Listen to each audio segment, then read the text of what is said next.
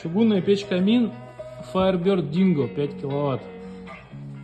Внешне достаточно интересный, рисунок очень рельефный. Из необычного верхнее подключение, заднее подключение. Диаметр дымохода 130. Ручка круглая, удобная, внутри пустая. Открывается легко.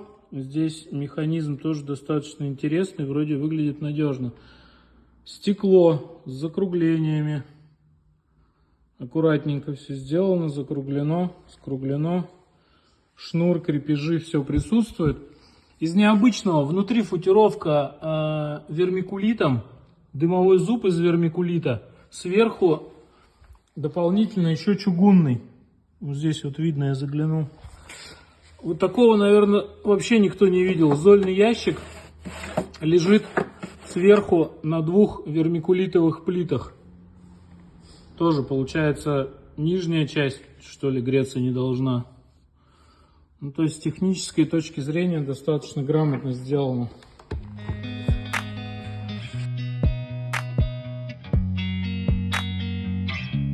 Из минусов. Вот этот регулятор открывается до конца, а закрывается не до конца. Может быть, это специально сделано, чтобы типа всегда на стекло воздух подавался. Но, тем не менее, я никак не смог его до конца закрыть. И второй момент. Ножки не прикручены идут. Мы когда прикручивали, там вкручиваются шпильки с резьбой. И некоторые отверстия под эти шпильки, ну, то ли не проточены, то ли что. Сложно было вкрутить. Ну, цена за чугунную печку, внутри футированную вермикулитом, еще и подзольником вермикулит. Еще интересная вещь. Получается, задняя стенка двойная, там снизу воздух засасывается холодный, нагревается. На дожик идет.